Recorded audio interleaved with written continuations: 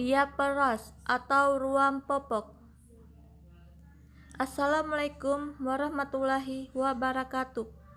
Perkenalkan, nama saya Desi Dwi Setiawati.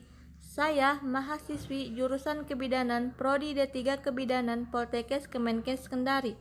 Pada kesempatan kali ini, saya akan menjelaskan materi saya tentang diaperas. Materi ini merupakan salah satu tugas mata kuliah saya, yaitu asuhan kebidanan neonatus dan bayi. Selamat menyaksikan. Yang pertama, definisi. Ruam popok atau diaperas adalah iritasi pada kulit bayi di daerah pantat. Ini bisa terjadi jika popok pada bayi basah dan telat diganti, popoknya terlalu kasar dan tidak menyerap keringat, infeksi jamur atau bakteri, atau bahkan eksema. Yang kedua, etiologi. Beberapa faktor penyebab terjadinya ruam popok atau diaperas antara lain: yang pertama, iritasi atau gesekan antara popok dengan kulit. Yang kedua, kurangnya menjaga higien, popok jarang diganti atau terlalu lama tidak segera diganti setelah pipis atau BAB. 3. Infeksi mikroorganisme, terutama infeksi jamur dan bakteri. Yang keempat, alergi bahan popok. Yang kelima, gangguan pada kelenjar keringat di area yang tertutup popok. Yang keenam, kebersihan kulit yang tidak terjaga. Yang ketujuh, jarang ganti popok setelah bayi atau anak kencing. Yang kedelapan, udara atau suhu lingkungan yang terlalu panas atau lembab. Dan yang kesembilan, reaksi kontak terhadap karet, plastik, dan juga deterjen. 3. Cara mencegah dan merawat bayi yang menderita diaperas. Cara mencegah diaperas: yang pertama, segera ganti popok setelah buang air besar. Yang kedua, popok sekali pakai sesuai dengan daya tampungnya. Yang ketiga, bersihkan kulit dengan air hangat setelah buang air besar. Gunakan sabun, bilas sampai bersih, lalu keringkan, anginkan sebentar, baru pakai popok yang baru. 4. Agar kulit bayi atau balita tidak lembab, setiap hari paling sedikit 2-3 jam bayi tidak memakai popok. Yang kelima, pilih popok yang sesuai ukurannya dan terbuat dari bahan yang menyerap air.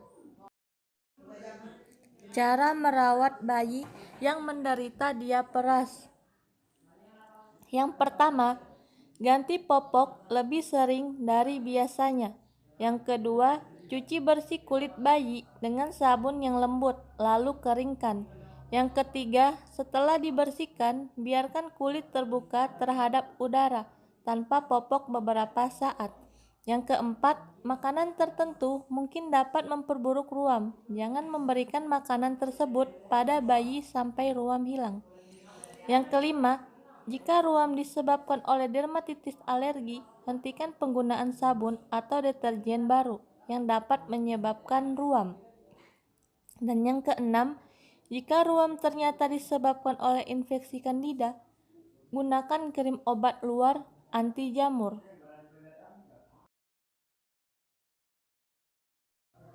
Yang keempat, tanda dan gejala. Gejalanya antara lain: 1. Iritasi pada kulit yang terkena muncul sebagai keritema.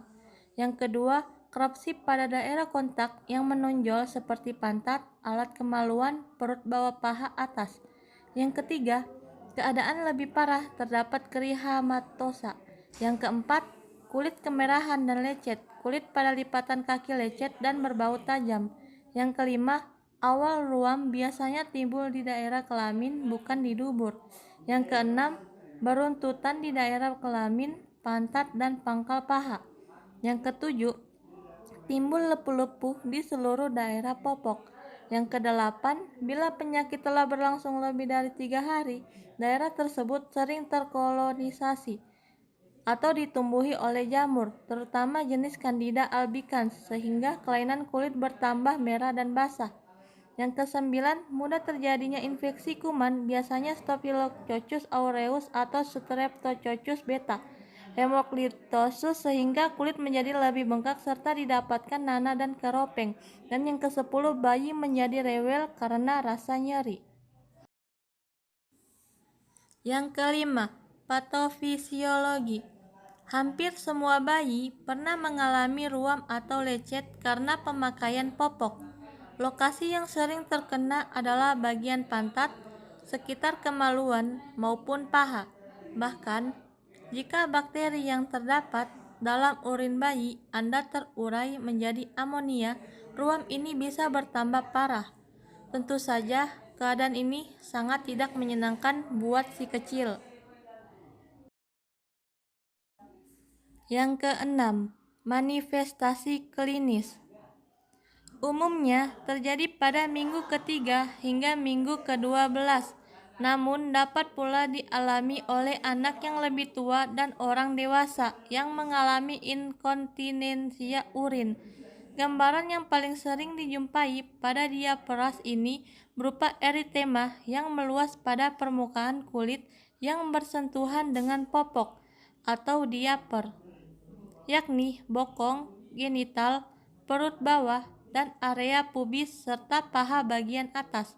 Bagian yang lebih dalam dari lipatan kulit biasanya tidak mengalami eritema, sulit untuk dibedakan dengan dermatitis kontak alergi. Sekian video dari saya, lebih dan kurangnya mohon dimaafkan. Wassalamualaikum warahmatullahi wabarakatuh.